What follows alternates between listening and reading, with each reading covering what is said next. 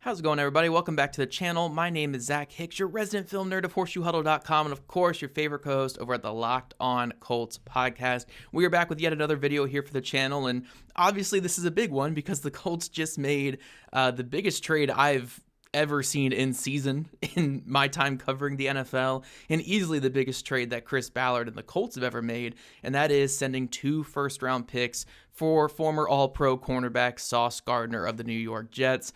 Sauce is going to be a huge part of what the Colts are going to be doing the rest of this season, and there's so many different ways to cover this type of move, but I think the most interesting aspect for me to start with, at least this week, is talking about what this does for the Colts in terms of their man coverage or in their press man coverage that they do on defense. Now, when we look at how they've played a lot of these like third downs and clear passing situations this season, Lou Anarumo has liked to get on the field as many defensive backs as possible. So we see like on this play here, we got safety, safety, safety. So 3 safeties on the field along with 3 corners on the field here.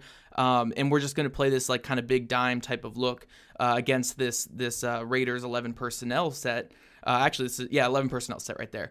And what we've kind of seen when the Colts go into these sets this year is they've been successful in a lot of different ways, but where they've really been hurting is a lot of these kind of bottom of the roster cornerbacks having their struggles in man coverage. And unfortunately, one of those guys has started most of the games this year for the Colts. This is Mekhi Blackmon here in the slot against the Las Vegas Raiders on a 3rd and long. And Blackmon, despite being the corner with the 10th most man coverage snaps in the NFL this season, has been really rough in man coverage, and a lot of it comes down to him just slipping and falling in a lot of these press man situations. Here, I think he was in good position, slips and falls, unfortunately, and turns into a 30-plus yard gain for the opponent. Just something that can't happen, but it has happened to him more than once this year.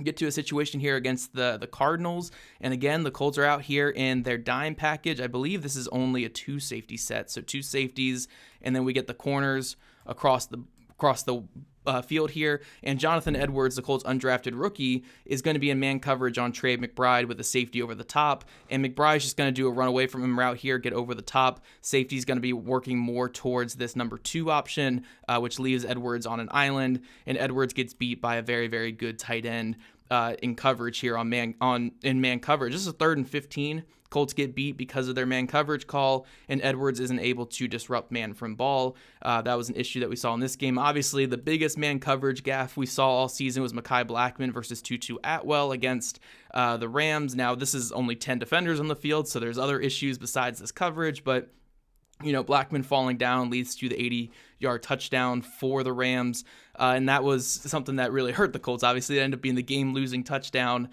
for the team. And then getting back to Jonathan Edwards here, he's going to be in man coverage in the slot versus Wilson for the Cardinals. Just gets beat on the slot fade, isn't able to disrupt at the catch point and separate man from ball. So when you're seeing kind of these clips here, I'm not trying to just drag players like Mekhi Blackmon and Jonathan Edwards for the sake of dragging them. I think that these are guys who have long-term potential. I like what they've been doing.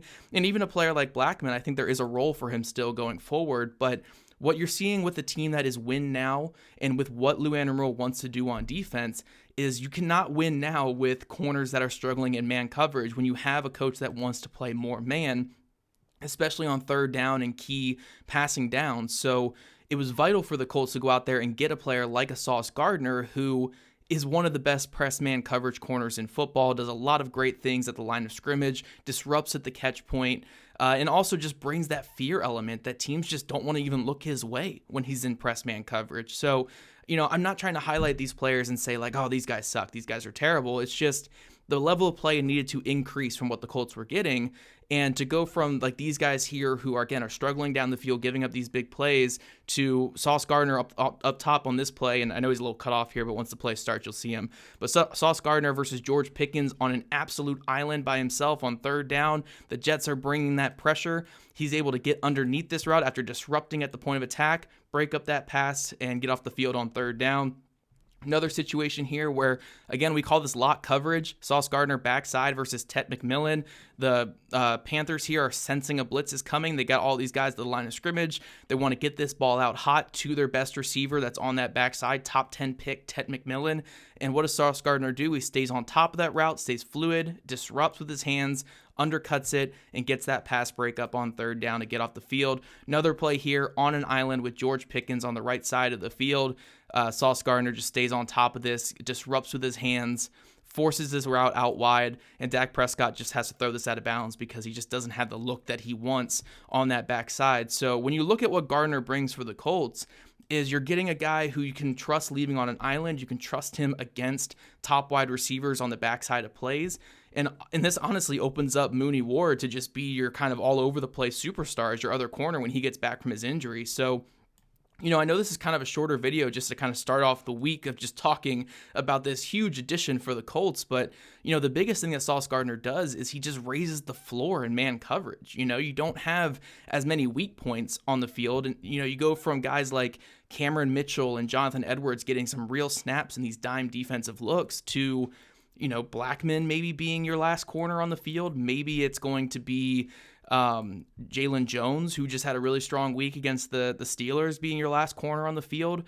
These guys are coming in and being that last line of defense where you have Gardner and Mooney Ward and Kenny Moore II, Nick Cross, Cameron Bynum. Those are your core elements that you have in pass defense, and it opens up more looks like this where, again, we look what the Jets are doing. They feel comfortable blitzing Dak Prescott with all these guys up front because they know they have Ward on the best receiver, and then they can just kind of lock up these other receivers they have on the backside with the remaining guys in coverage, but they trust a player like Gardner to lock down a George Pickens in that situation. So, overall, again, kind of a shorter video just to talk about my initial thoughts here, but my initial thoughts are Lou Anarumo wants to play press man. He wants to play as much man coverage as possible.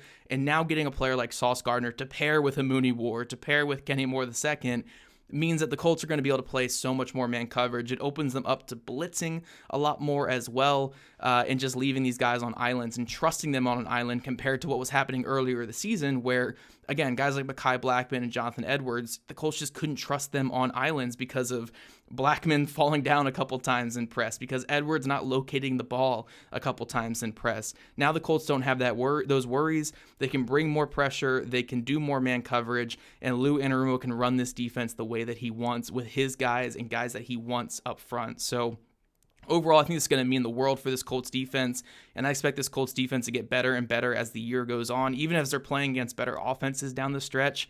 I think this trade is huge for the rest of the season, and obviously the Colts do as well, getting up 2 first-round picks at A.D. Mitchell for such a player, but I think we're going to see a lot more blitzes and a lot more man from this Colts team going forward, and I'm just pumped to see it. I'm such a man coverage person that just loves man coverage. So I'm pumped to see what Sauce Gardner, Mooney Ward, and Kenny look like on the Colts cornerback trio the rest of the season.